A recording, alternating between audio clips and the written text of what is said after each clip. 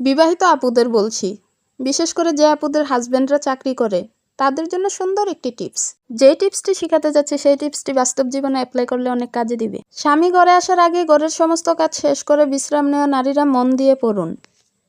ঘরে ফিরে স্ত্রীকে পরিপাটি ও নিশ্চিন্ত দেখে সারাদিন শুধু শুয়ে বসে কাটাও বলে কপাল কুঁচকায় কিছু অতি বুঝদার স্বামী।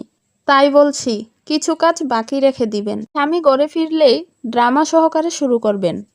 বালিশ নাড়ুন, ঝাড়ু দিন, হাঁপাতে হাঁপাতে বলুন, এই বুঝলেন, সারাদিন না একটুও সময় পাই না, পারলে হালকা একটা জারিও দিন।